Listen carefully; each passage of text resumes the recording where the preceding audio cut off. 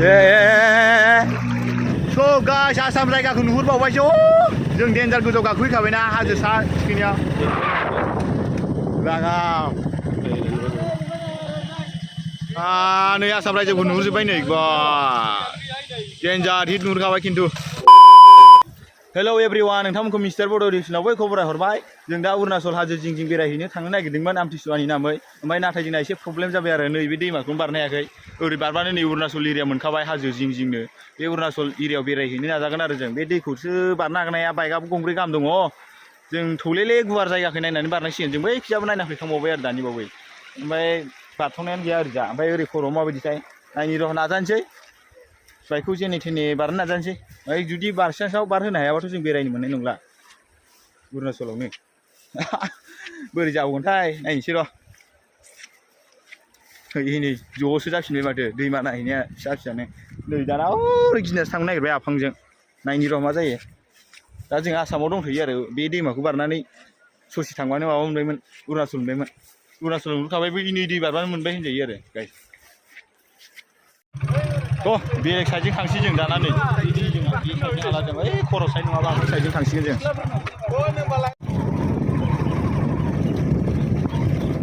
ओइ गाइस बे दैखौ बारथारगोन जों गोजाम खर' माबायाव आफाङाव बारनाय नुदों र' थांनि जोंखौ बारनो हाबाय अरुणाचल लामा सौखासिगोन जोङो आमथिसुवानि बेरायनो गोसोथार जोङो लामाया दासो मोनदों जों बेसेबा खर'जों थांदों माने अरुणाचल जिंजों सहैखाबायमोन आरो जों दा नै दा जों बेसेबा गोजानजों फैफिनबाय थेवबाबो टेनसन गैया बे दैमाखौ बारबानो अरुणाचल थांनाय लामा मोनखासिगोन आरो जोङो फाइ फाइनो बारनो हायो ना हाया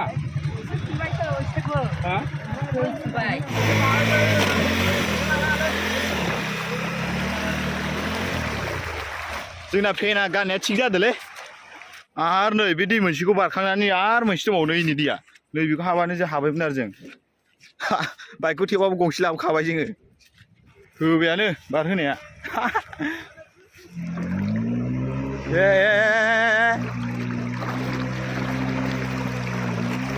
देन्जार खस्थ' बायबायलै गाइस आयै मासि दै बारनांगौलै नै ओइयाव दंग' दंला बे मोनसे दैमायानो बायस्राला बारथारनांगौ होनबाबो जेने थेने बोरियाव गंसे सहैबाय आरो गंथाम दंबावोसो गाइस आयै बाइकखौ जोङो जेने थेने मानसि सानै हमनानै बारहोखांबाय दा सहैसिगोन अरुणाचल लामा लेट्स गो अरुणाचल लागाव गाइस रड लामा मोनबाय नै मेन रड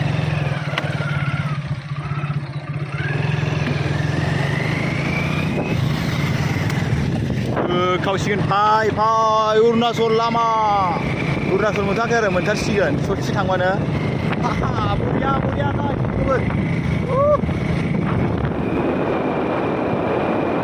एसे फाइ नुवाखै गाइस लोगो बे लामा जिं जिंनि न'फ्रा गासिबो बर' गामि गोजा बियो गाइस आरो गाइस बे जायगानि एरियानि माबाया माबालाय निसामारि गाइस ओमफ्राय गलाय सेन्टार होननाया थांबाय आरो ना एसे आफाङाव दा जों गलाय सेन्टार बारनाय सिगां हिसाबजों खोनागोना खोनायाखै गाइस माइक साइक गैया आसखासो आरो लोगोफोरजों दा निसामारि एरियायावनो दंथ'यो अरुणाचल जिङाव आरो जेनेबा अरुणाचल हाबथारसिगोन ग्लेमारबाबो देन्जार खारखायो गाइस लोगोफोर टप 80 स्पिडआव सालायखानाय लोगोफोर नै लोगोफोरजों फैनायनो लागा बै बारनो हायो दैया सब बर' गामि गोजा लोगोफोर नुनाय मानि बर' गामि अरुणाचल हाजो जिं जिं लागाव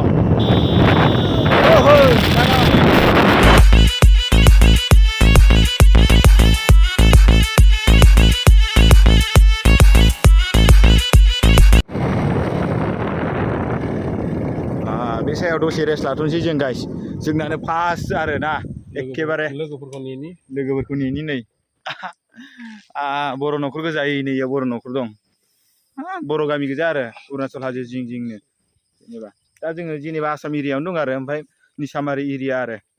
आसाम सिङाव थानाय निसामारि एरियायाव दं आरो जों दा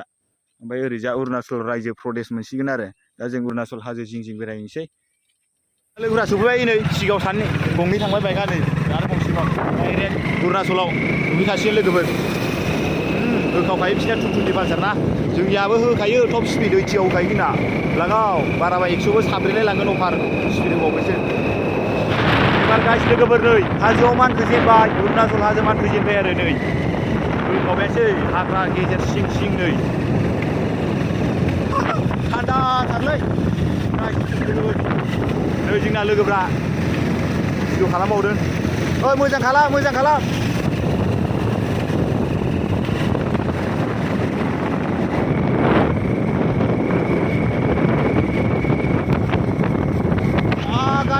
बेरायनायखौ नोगोद मोजां मोनबाय अरुणाचल हाजो गेजेर खामेंबारि मोना जाबाय एसे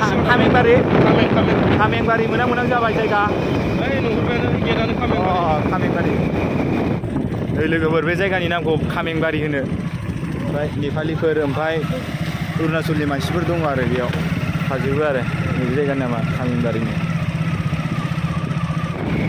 लागाव एबार मानखोनायानो मानखोनाय गाइस लोगोफोर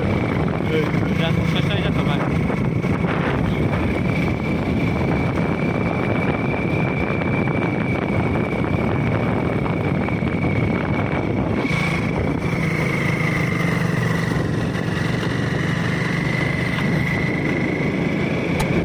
दा थारिं गालाय गासिनो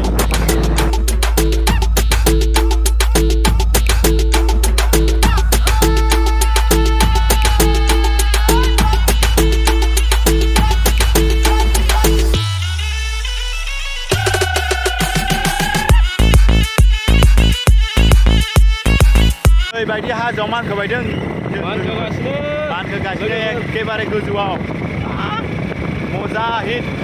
ओंखारदों लोगोफोर हाग्रा बारि गेजेर हाजो गेजेर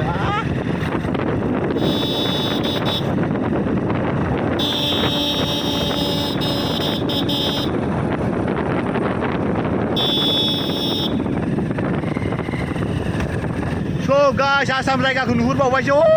जों डेन्जार गोजौ गाखोहैखाबायना हाजो सा थिखिनियाव लागाव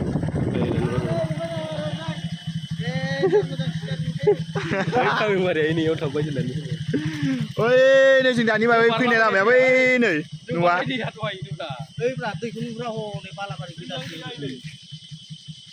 बा आसाम रायजोखौ नुहुरजोब्बाय नै बोनानै देखायहरनो आं जुम खालामनानै नै आसाम रायजोखौ नुहुरजोब्बाय नै बा डेन्जार हिट नुहुरखाबाय खिन्थु थ' टाइम लेट जायो बेरायहैबावनांगौ नै डेन्जार बरियाखा थ' स्पिड सालायनो हाग्रा ग्रुपखौ बिराद बरिया हिट मोनबायना आसाम जायगा एरिया दावखोलांबावसैलाय आरो हाजो खिथिनि गोजौआव मालाय अरुणाचल एरियानासो हाजो मानि फाखा लामा थाजोबो गाइस लोगोफोर जोंना आसाम एरियायाव माथो हाब्रु दैब्रु गोजासोलै लामायानो जाया नुवाखै बिसिना हाजो सिं मानि नुवाखै फाखा लामा गोजा अरुणाचलना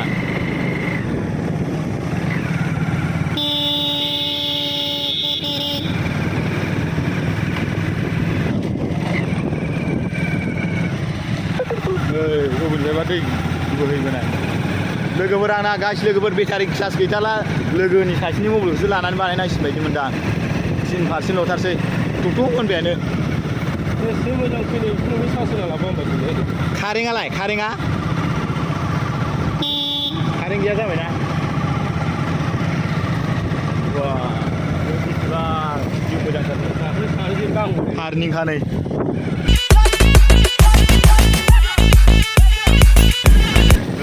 अखा हादोंमोन दा दहाय फुंफ्राव ओंखायनोथ' जों दैखौ दहाय बारनो हायाखैमोन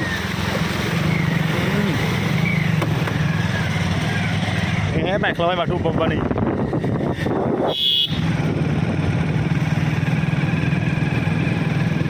नायनो मोजां ना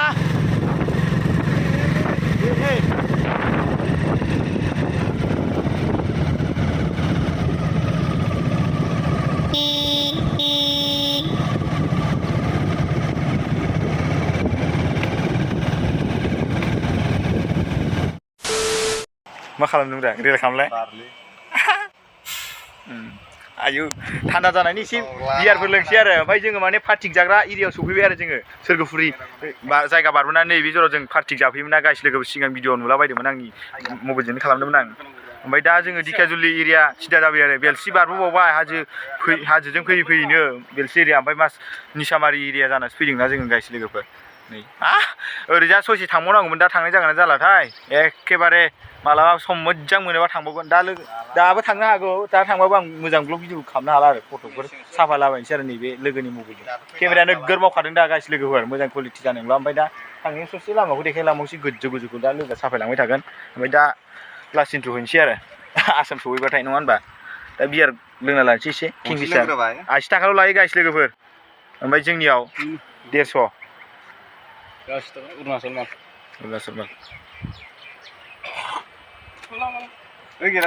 थान्दा मोननायनि लोंबाय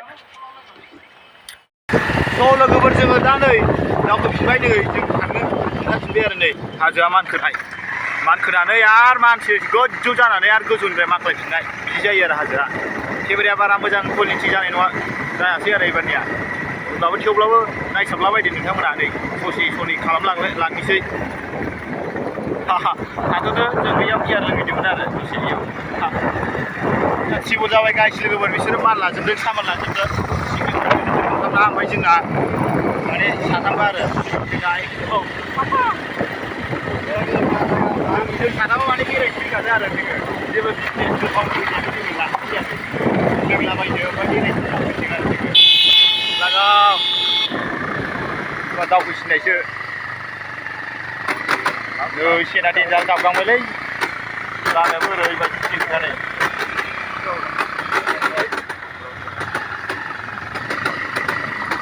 मेदामनाबो दहाय नोगोर जाबोदों एसे हाजोफ्रा नै आयौ थियाटार खेला होयो नै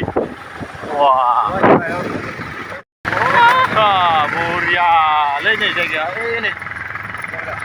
एबार गाइस नै सस्लायफिननाय मोनलायबाय लामाखौ नै अबावसो नै जोंना स्टार अफ खालामबावबायसो जोंना गाइस लोगोफोर सानायलायनाङा आरामसे थांबाय था सस्लायलांनाय बरियानो आरो गाइस मालाबा जोङो लहानि दालां फै बेरायनो थांबावगोन खर'आव एबार नैबे खिनिखौनो खालाम आयौ बादालायदोला देन्जारलै ना गावोलै बाइकआ गुलि नांगोनलै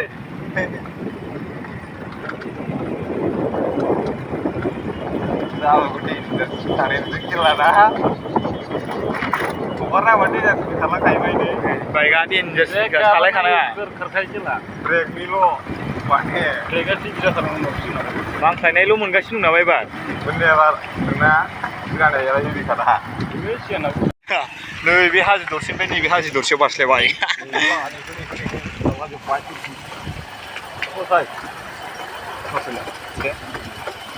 ड्रन बिरहोनो मोजां जादोंमोनलै जायगाया ड्रनखौ एखेबारे मानसि समानो बिराद बरिया जागौमोन गाइस लोगोफोर ड्रन थानायमोनबा देनां दामि जाबा लागोन र' ड्रनखौबो नोंसोरल' सापर्ट खालाम साबस्क्राइब खालाम आं बखिलायनाङा सानै दंखायो मानि बखिग्रायानो एबार नै मानखोफिननाय मोनलायबाय एबार सस्लायनाय मोननानै वाह बेनो रासिन नामाथाय मानखोनाया गोगोम दावखोनाय गाइस लोगोफोर नै केमेरायावसो बारा दावखोनाय नुवाखै दै खिन्थु रेलाव देन्जार दावखोनायखाय नै बाइकआ नै सेन बारला जोबखायो आइयाव लोगोफोर आङो फार्स्ट टाइम बिदि हाजोआव बाइकजों बेरायनो मोनफेरदों आरो एबारसो एखेबारे बरिया मजा मोनखादों बेखौबो नै लोगोफोरासो लेंबोदों बेरायनो थांनोबाथ' होननानै भिडिअ लानोबा ओइ स्टार्ट खालामदोलाय खालामखाबाय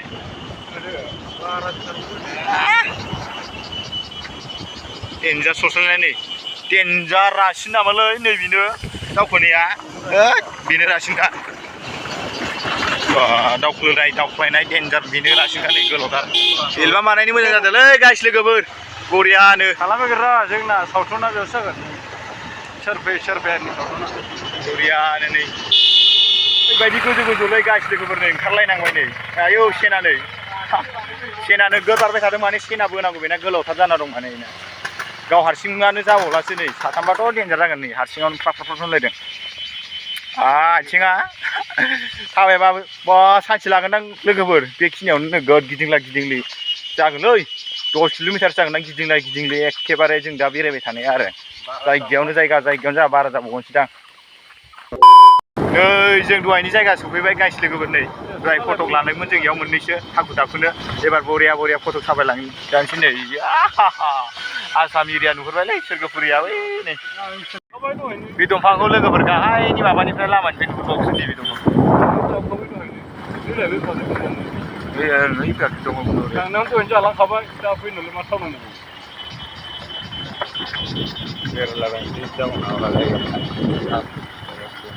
औ गाइस नै जोङो आसाम हाबफैफिनबाय अरुणाचल हाबफैबाय नै जोंना दाना बेयावसो प्रब्लेम जाफैलायबाय जेने थेने बारहोनांसिगोनलाय नै बे दैखौ नै दहायनो दैमायाव मोनफैफिनबाय आरो जोङो नुवाखै गाइस दैया देन्जार दाहार बाइकखौ जेने थेने नारलांजोब्बाय आं भिडिअ खालामस्लाबनो हायासै आरो माने मबाइलखौ लानाय जायाखैमोन आङो नारफानांदों बाइकखौ साथाम साब्रै लोगो नांनासो गंसे बारहोदों एखेबारे ओमफ्राय नै आं मबाइलखौ लांनो फैबाय ओमफ्राय नैबे मनायावबो बियार लोंनो लादों आरो 10 खानसो दङ बेखौ खुला बायदों आरो कार्टन बायाखै ओमफ्राय बिसोरो कार्टन मोननै मोनथाम लादों आरो होजोंहाय फानहैनो जिखुनु जाया आं भिडिअखौ बेखिनियावनो फोजोबबाय नोंथांमोना भिडिअखौ माबायदि मोनदों जिखुनु जाया मोजां मोनदोंबा लाइक खालामदो आरो कमेन्ट बक्सआव खिन्थाहरदो ओमफ्राय आरो साबस्क्राइब खालामदो शेयार खालामदो लाइक होदो साबस्क्राइब खालामथार दे लोगोफोर थाबनो बुंनो रोंलायलांला आं मेंनायजोंनो गरमलायबावोसो इयाव दै बारखांजोब्बायना बै बाइक लाखिना दोननायाव बियार एसेसो बोस्रोलांसै आरो गासिबो